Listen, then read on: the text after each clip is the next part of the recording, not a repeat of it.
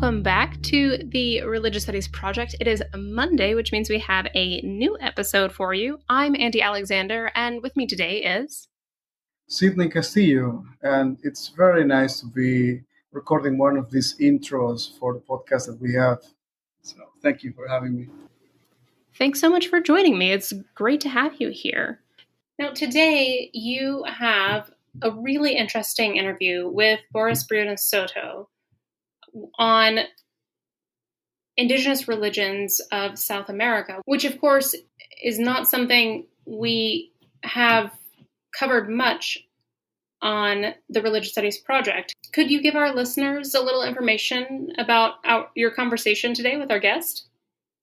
Sure thing. So, in this conversation, Boris Briones speaks about his historical comparative research of the Mapuche and Selk'nam people of Austral South America, which are two indigenous groups.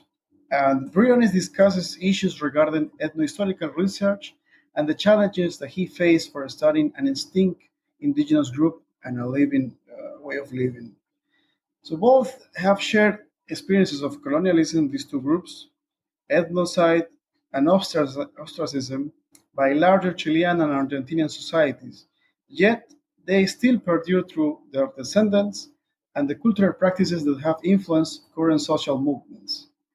By the end of the interview, Boris Jordan highlights how he expects his work to reach audiences beyond academia in order to have an impact on the perception of Chilean peoples, the legal status of indigenous peoples, and the way they are treated by the Chilean state.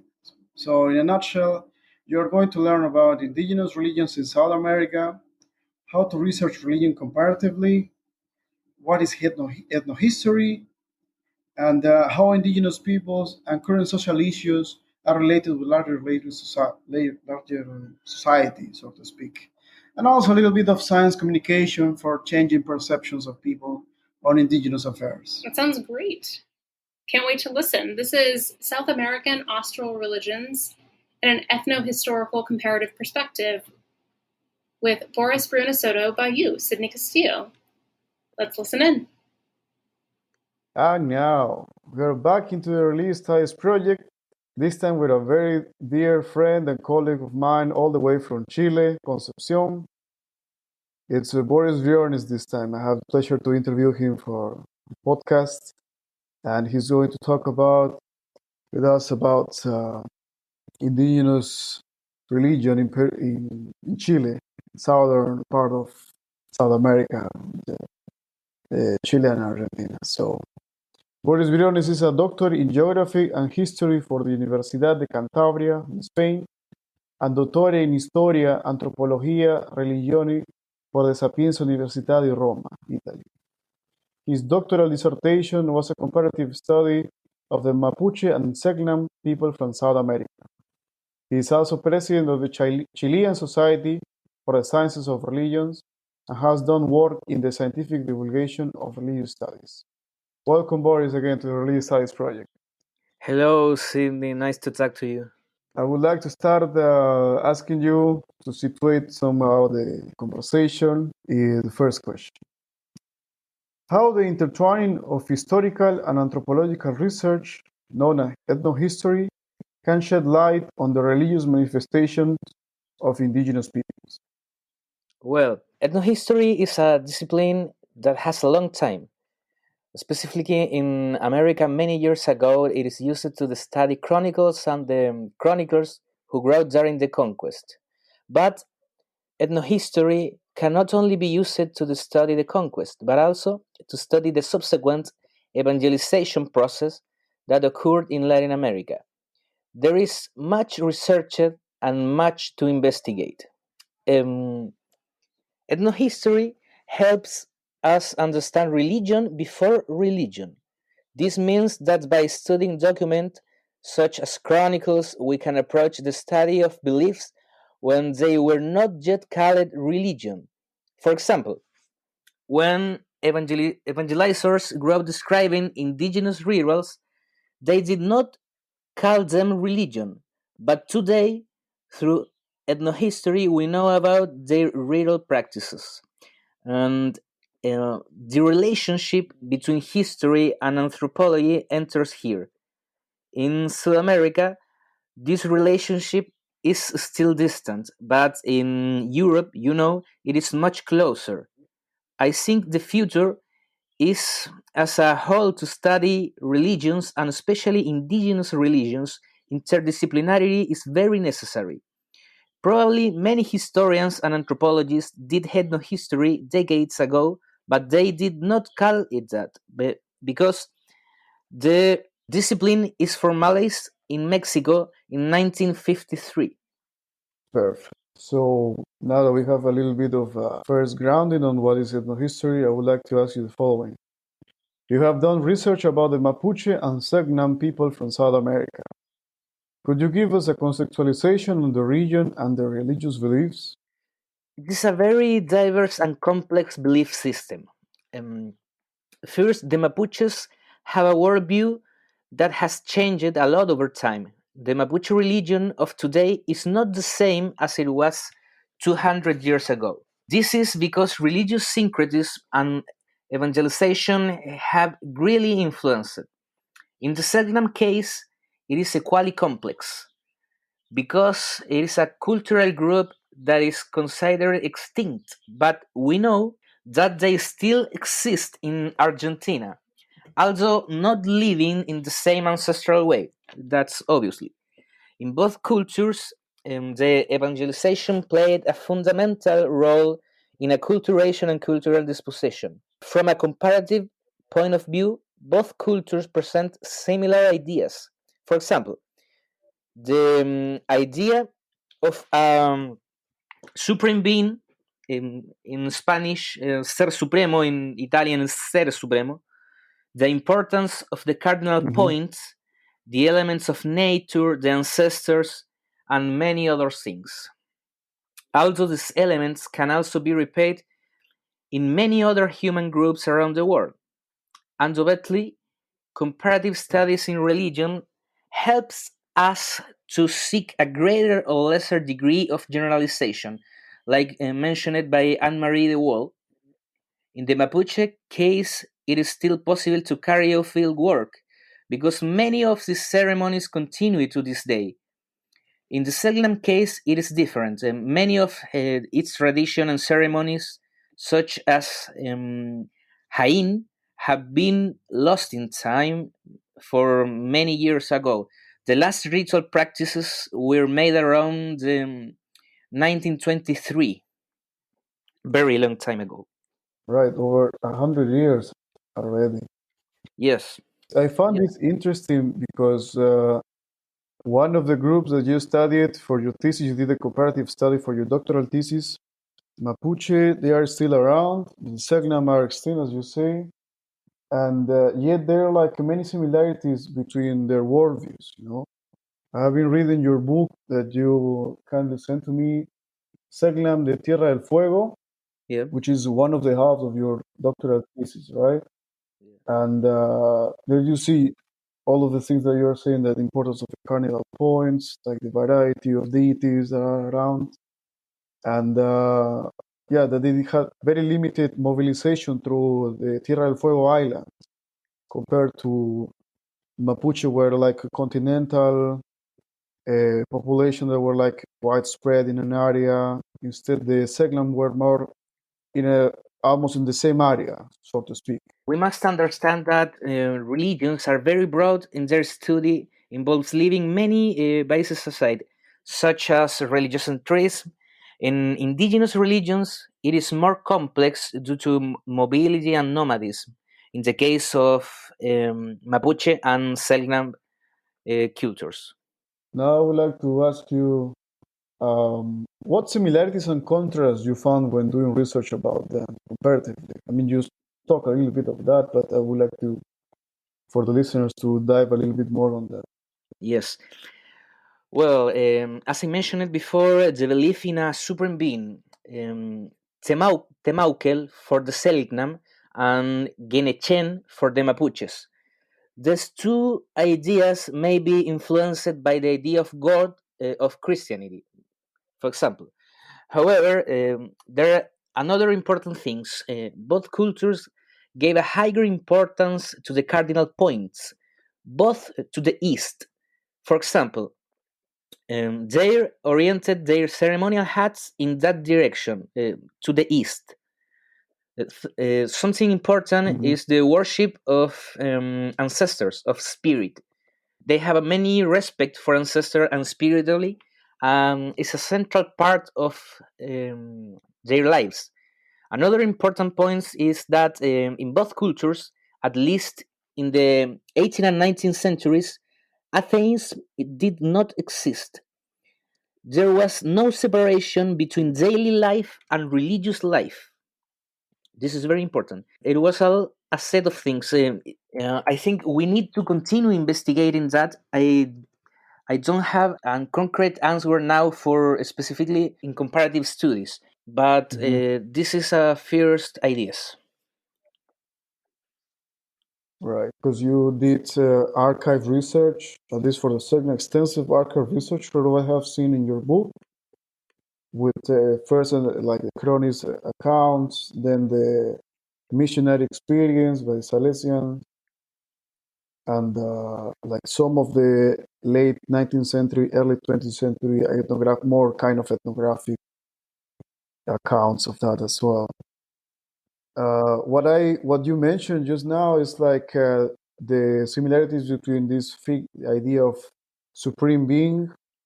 It reminds me a little bit of what in for at least in Peru the case we had this big, like one of the earliest books about the like local gods in the Central Andes, Dioses y Hombres de Guarachirí, which was compiled and then translated by Jose Maria Arguedas to Quechua to Spanish.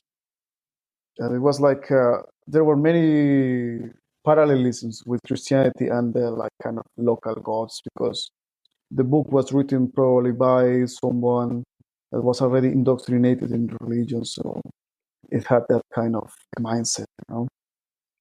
My idea is to continue investigating that there is a lot of unpublished historical material. I would like to do ethnographic work with the Mapuches in maybe a postdoctoral studies next year when coronavirus end, you know.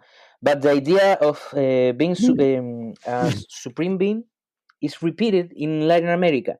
You know, Mm. I would like to study that more. The Mapuche and Selk'nam are an excuse to study indigenous religions now, but we need to study it much more in that way. So, continuing with the questions to dive a little bit more into the subject matter, I would like to ask you, what challenges did you face while carrying out research, especially since the Selk'nam were victims of state genocide throughout the 19th century, as you put in your book, and the Mapuche are continuously ostracized by Chilean and Argentinian governments? Yeah, this is very complex.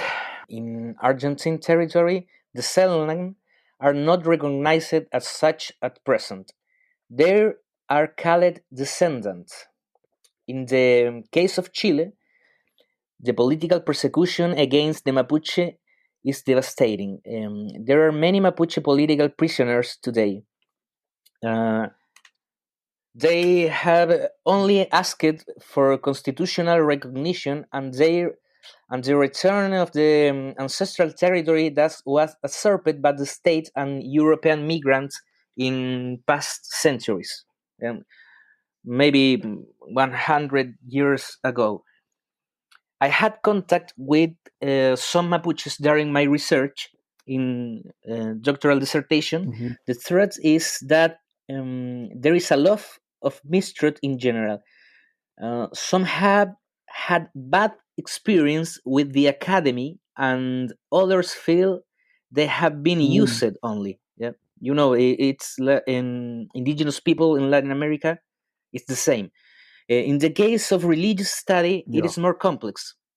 In Chile, I was denied access to the Salesian archives, and the Navy of Chile denied me access to Dawson Island for research purpose. This last place was a concentration camp of the Selk'nam culture, protected by the state of Chile and executed by Salesian missionaries.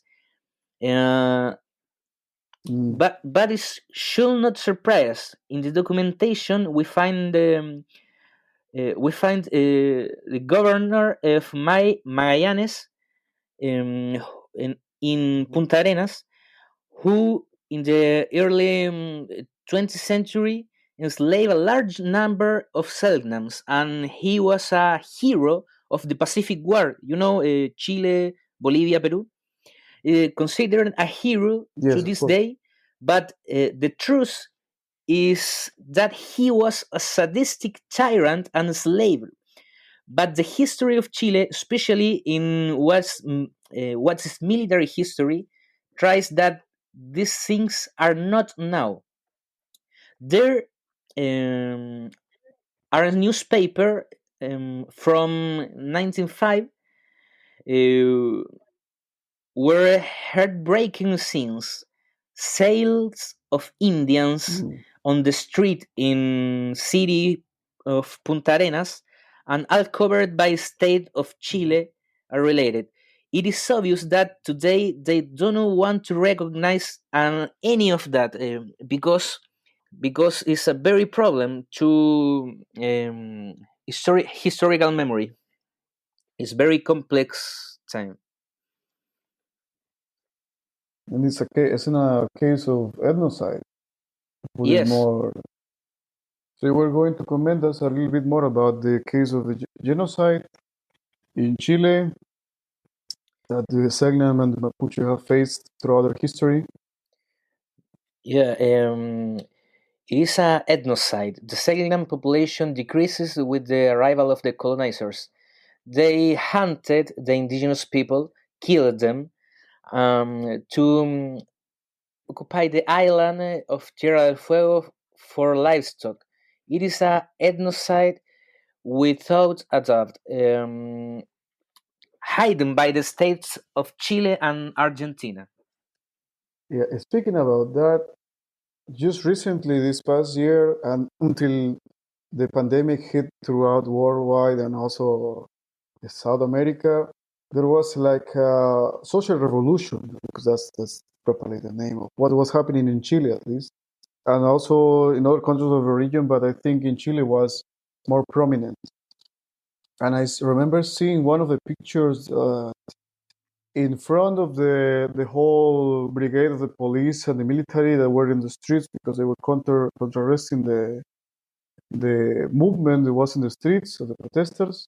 There was also some people, dressed in Selknam painting, or they were using Selknam painting and performing in front of the military and the police. It was like surreal images. And also, one of the other photos that I saw was like in the middle of one big monument. They were like climbing up people, and they're on the top of the monument with the background that things were burning, like some of the buildings were burning because of the riots. There was the Mapuche flag. So it's like it's surprising because it somehow still now there is like this vindication in favor of the indigenous people of Chile, and Argentina as well. But I wanted to go back a little bit to the beliefs and practices side of both groups. You mentioned in your book about the Hain ceremonies in the Selknam, and also one of the other things I would like to ask you is about the figure of the Machi, the Mapuche shaman. Would you speak a little bit more about those two elements? Yes, first about the October Revolution last year, we had many problems. The police repressed and murdered many peoples.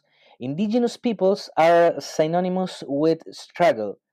That is why they are used in protest. We are fighting for a new constitution in Chile. We are raising the demands of the indigenous people of our country because they are our demands.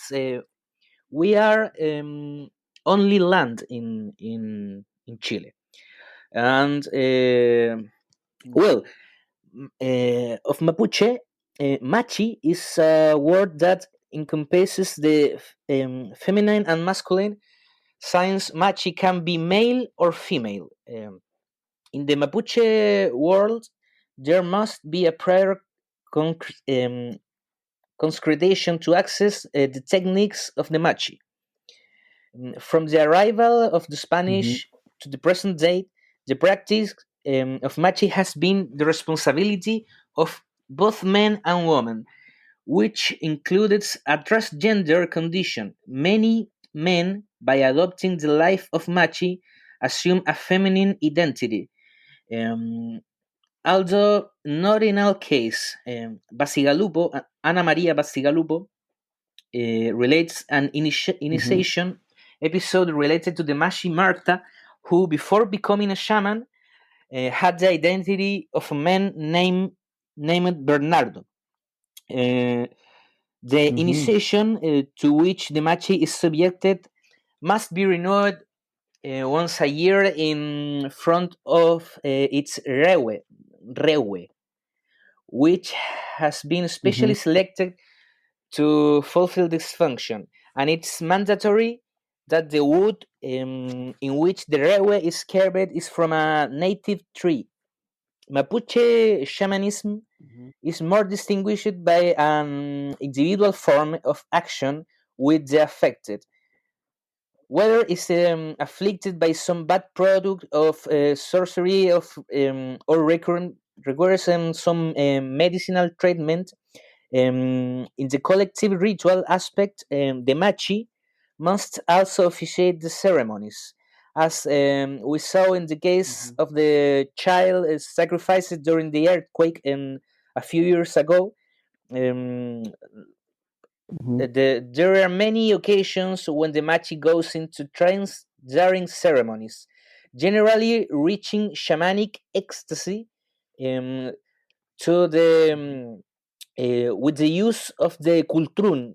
It's a Mapuche drum.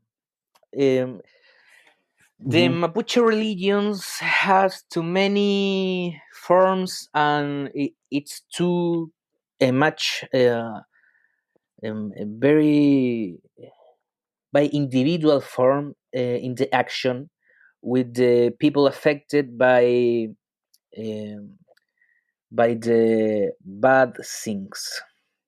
That's the case in Mapuche. And what about the hiding ceremony of the Selk'nam, which you Yeah, very thoroughly describe in your book as well? yes, the Haim. At the first, at the origin of the Selknams, as in many religious explanation about the beginnings of a certain culture, the history is loaded with mythology. You know, there are Mm-hmm. supernatural beings who had contact with the earth's plane to erect certain parameters that are taken by individuals their cultural work. In the beginning, the world had no form. There was heaven and earth until the arrival of Kenos. Um, the sky was transparent, only later did the clouds appear, nor did the sun exist. The sky was low, but when Kenos reached the earth, he raised it. Most researchers pointed out that the Selknam did not have any religions, but this is not really. Polidoro Sayers, in his expedition in 1886, pointed out, he say, they have no religion or profess any cult, which applied to the Fuegians in general. But this is a really mistake of Polidoro Sayers. According to Martin Gusinde, uh, Darwin, Mm-hmm. Charles Darwin, will have pointed out we have no basis to claim that they perform religious service of any kind. Uh, um, Another mistake. In reference to Right. Timaukel as God or Supreme Being, Gusinde is the first to point it out. since the previous missionaries and travelers never had news of his existence. Um, the first person to initiate it in the Hain ceremony, it's Lucas Bridges. The Hain, also known as Cloqueten, it is considered the most important ceremony of the Selk'nam culture, and it is probably because of the ceremony that today the image of the Selk'nams in the collective unconscious associated with the painted bodies and ritual masks. You know that. Selk'nams consider this ceremony to have originated in the time of the ancestors, when women dominated society. At the time, Luna, it's moon in Spanish, was leading the rituals in the ceremonial hut, and the men had no knowledge of what is happening in there. The Hain was considered a strictly sacred ceremony, so it was unthinkable to speak of it to women or children, much less for foreigners.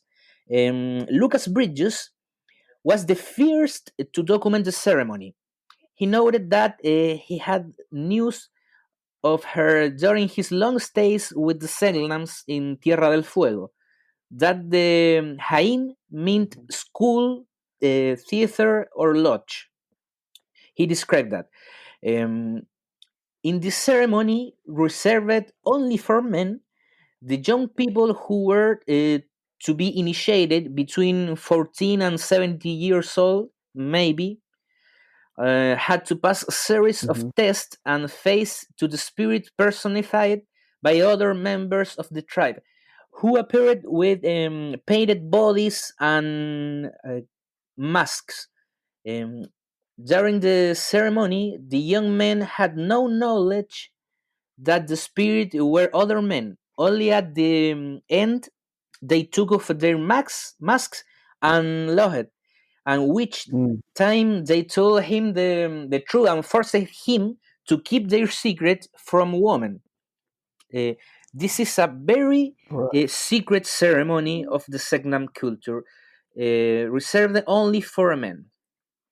In its core, it's a rite of passage to indicate the Hain ceremony. It's in its core a rite of passage that it marks a transition from boyhood to adulthood. In other words, would you agree with that? Or Yes, the Hain is a ceremony for male initiation to adult life. That's correct. now that we know a little bit of the more about the religious life of the Mapuche and the Selk'nam, I would like to ask you a final question. Okay. What kind of impact do you expect of making with the divulgation of your research with audiences beyond academia? Because you are promoting in Chile the Chilean Society for Sciences of Religions and continuously having engagement with public in general, not only with scholars, but also now that since Corona times we have these live stream sessions, you organize the first digital congress of the society as well. So, what kind of impact you expect to make with all of these research that you are doing? I have been doing various activities outside the academy. I really like disclosure. I think it is important to make indigenous culture now and realize that today they are still in the fight, an often invisible fight against the oppressive states, which has sought supremacy and its own economic benefit. Indigenous peoples are still alive in Latin America, and we must be aware of that to rescue their traditions and their stories and their history. To some extent, even if we don't know it, we all have indigenous blood directly or indirectly. In this particular case, I would like Chileans to learn more about our indigenous peoples and consider them as subjects of law in a new constitution. This is very important to um, knowledge of Mapuche, Selk'nam, Aymara, Rapa Nui, and the other cultures lives present in Chile and Argentina and all of South America. I think that's a perfect wrap up for this podcast, because what we are all about here also in the RSP is public engagement of academia. Not only talk among ourselves, but transmit what we produce and what we know towards the public in an effort to build religious literacy. And I think the work that you're doing is very important in that sense. Yeah, thanks. Well, thank you very much for the conversation, and greetings to all listeners of the Religious Studies podcast. It's a very nice project. Thank you, Boris. We appreciate having you here, and also we look forward to talk to you in the future. Perfect. Perhaps when you publish your second book, which will be about the Mapuche, right? Yeah, maybe next year's when COVID ending. Thank you, Boris, once again for being with us. Thank you very much. Thanks again, Sidney, for that fantastic episode. And a special thanks to our listeners for tuning in today. We really appreciate your support and knowing what you think of our episodes. If you have questions or comments about today's episode, please head over to social media to continue the conversation there. You can find us on Facebook at the Religious Studies Project or on Twitter at Project RS. Also, check out our website at www.religiousstudiesproject.com for more podcasts, transcripts of our episodes, responses to our episodes, and other information about current opportunities in religious studies. We are especially grateful for any support that you can give us as well. Our team does a lot of great work, and of course, we want to help offset their labor in whatever way we can. So even a monthly donation of $1 or a couple of dollars would go a long way to help the grad students and early career scholars working for the Religious Studies Project. If you would like to donate, you could head over to our Patreon account at patreon.com/projectrs. Or if you are frequently shopping on Amazon for new books or gadgets for around the house, we would encourage you to use our Amazon affiliates link. When shopping with this link, you aren't charged extra for any of the purchases you make, but we get a very small donation from those purchases. So we would encourage you to use that next time you are shopping on Amazon.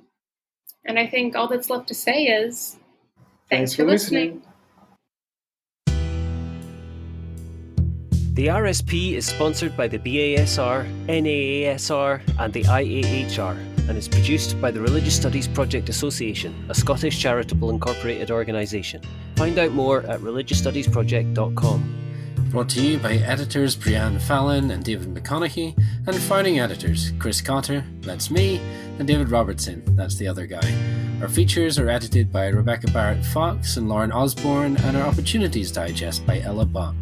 Audio editing by Alex Matthews, podcast transcription by Andy Alexander and Savannah Finver, and social media managed by Ray Radford and Candice Mixon.